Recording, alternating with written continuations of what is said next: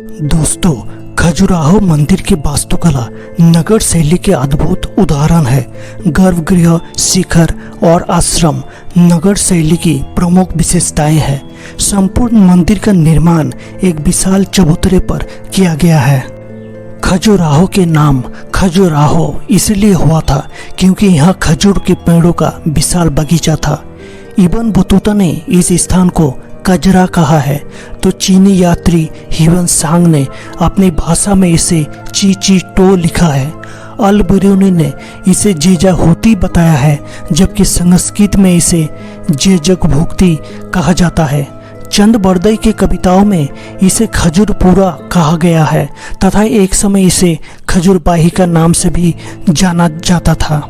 लोगों का मानना था कि इस समय नगर द्वार पर लगे दो खजूर वृक्ष के कारण ये नाम पड़ा था, जो कालांतर में खजुराहो हो गया। खजुराहो मंदिर मध्य प्रदेश के छतरपुर जिले में स्थित है। इस मंदिर की दीवारें पर बनी 10% नक्काशी ऐसी है जो यौन गतिविधियों को दर्शाती है और 90% नक्काशी उस वक्त वहाँ के लोगों के जीवन को प्रदर्शित करते हैं। इस मंदिर की भव्यता, सुंदरता और प्राचीनता के कारण 1986 में यूनेस्को द्वारा इसे विश्व विरासत स्थल में शामिल किया गया था।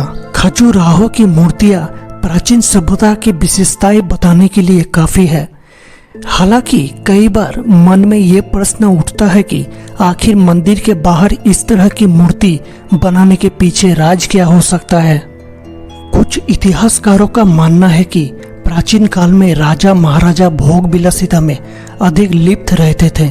इसी कारण खजुराहो मंदिर के बाहर नग्न एवं संभोग की मुद्रा में विभिन्न मूर्तियां बनाई गई है।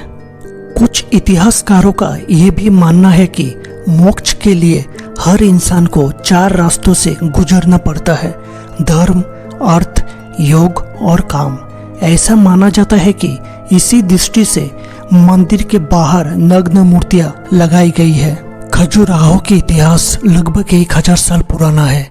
इस क्षेत्र में उनके उत्तराधिकारियों में सुंग, कुषाण, पद्मावती के नागा, बाकाटक वंश, गुप्त, पुष्यभूति, मौर्य, प्रतिहार, बुंदेल राजवंश और चंदेल राजवंश शामिल था।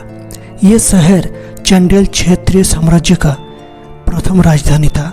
चंदेल वंश और खजुराहो के संस्थापक चंद्रवर्मन चंदेल थे। चंदेल राजाओं ने 10वीं से 12वीं शताब्दी तक मध्य भारत में शासन किया था। बताया जाता है कि 12वीं शताब्दी के दौरान यहाँ पर करीब 85 मंदिर था, लेकिन 13वीं शताब्दी तक कुछ नष्ट कर दिया गया। अब यहाँ सिर्फ 22 मंदिर ही है। मंदिर परिसर को 3 क्षेत्र में विभाजित किया जाता है: पश्चिमी, पूर्वी और दक्षिण। पश्चिमी एवं दक्षिणी समूह के मंदिर शैव एवं वैष्णव संप्रदाय से संबंधित है। इन मूर्तियों में कंदरिया महादेव मंदिर, चित्रगुप्त मंदिर, देवी जगदम्बा मंदिर, नंदी मंदिर, विष्णु मंदिर प्रमुख हैं। पूर्वी समूह में हिंदू और जैन संप्रदाय से संबंधित मंदिर है। इनमें ब्रह्म, वामन, आदिनाथ, पारसनाथ और घंटाई मंदिर प्रमुख है। मध्यकाल के विश्व प्रसिद्ध दरबारी कवि चंद बरदाई ने पृथ्वीराज रासो के महुआ खंड में चंदेल क्षेत्र की उत्पत्ति का वर्णन किया है।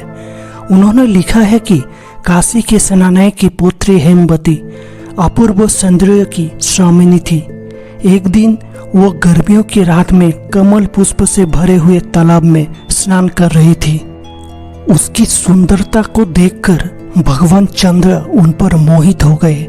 वो मानव रूप धारण करके धरती पर आ गए और हेमवती का हनन कर लिया। दुर्भाग्य से हेमवती विधवा थी। उन्होंने चंद्रदेव पर अपना जीवन नष्ट करने और चरित्र हनन का आरोप लगाया। इसके बाद अपनी गलती का पश्चाताप के लिए चंद्रदेव ने हेमवती को वचन दिया कि वो एक वीर पुत्र का मां बनेगी।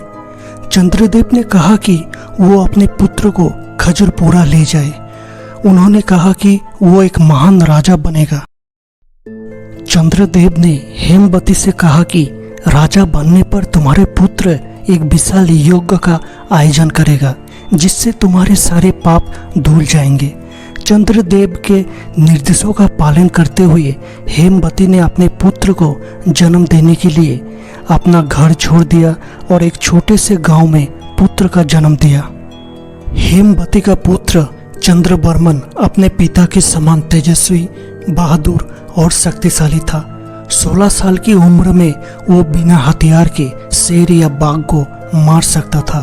पुत्र की असाधारण वीरता को देखकर हेमवती ने चंद्रदेव की आराधना की, जिन्होंने चंद्रवर्मन को पारस पत्थर भेंट किया और उसे खजुराहो का राजा बनाया। चंद्रवर्मन ने लगातार कई युद्ध में शानदार विजय प्राप्त की थी। उसने कलिंजर का विशाल किला बनवाया था। मां के कहने पर चंद्रवर्मन ने तालाबों और उद्यानों से आच्छादित खजुराहो में 85 अद्वितीय मंदिरों का निर्माण करवाया और एक यज्ञ का आयोजन किया था, जिसने हेमवती को पाप से मुक्त कर दिया।